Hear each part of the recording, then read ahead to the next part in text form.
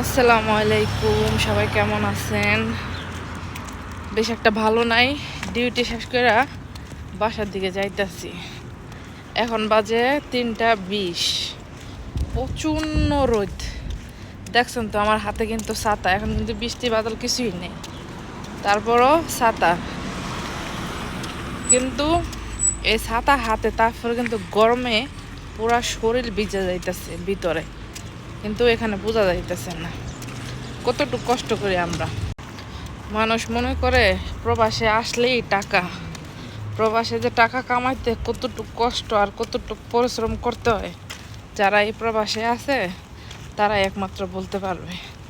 এই যে এখন কাজ শেষ হয়েছে, আমার বাসায় হাইটা যেতে কমপক্ষে 20 মিনিট লাগবো এই রোদের ভিতরে। তা আমি একটু ক্যামেরাটা ঘুরা একটু দেখাইতেছি আপনাকে। দেখেন রোদ, কোনো মানে এই যে চাইছে চোখ মিললে আর বন্ধ আর কোনো কথা নাই, কি রোদ দেখেন। আর এই যে দেখছেন ঠাড়া পড়া রোদ আছে না, যে একটু বাতাস টাতাসও আসলে আছে না, যেমন একটু আসান মানে হয়, সেটাও নাই। কারণ এদেশের বাতাসও মানে আগুনের মতন গরম, কি কমু। চিন্তা করতেছি এই দুনিয়ার ভিতরে এই গরমে সহ্য করতে পারি না, আর মরলে কি হইব আল্লাহ মাবুতেই জানে।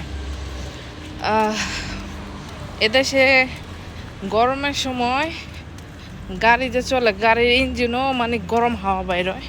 তারপরে হচ্ছে মোয়ালিদ মানে জেনারেটর আর কি যেটা বলে, এটা তো আগুন বাইর হয়। তারপর উপরে তো গরম আছেই, কি কমু, মানে চারদিকের গরমে পাগল হয়ে যায়। যাই হোক, আমার ভিডিওটা যদি আপনাদের ভালো লাগে অবশ্যই লাইক কমেন্ট শেয়ার করবেন। আর যারা নাকি ইরাকে আসতে চান এই ভিডিওটা দেখেন, ভালো লাগবে। দেখেন রৌদ্র আর রৌদ্র। এখন মানে এই 3 তলার উপর তৈব, মানে আত্মাটা বাইরে যাবো গাছ। মানে কাজ করে যতটুকু কষ্ট না লাগবো তার চেয়ে বেশি কষ্ট লাগে যখন নাকি হাইটটা উপরে উঠে সিঁড়ি দিয়া ছাদের উপর, ওই সময়। তো যাই হোক, সবাই ভালো থাকবেন।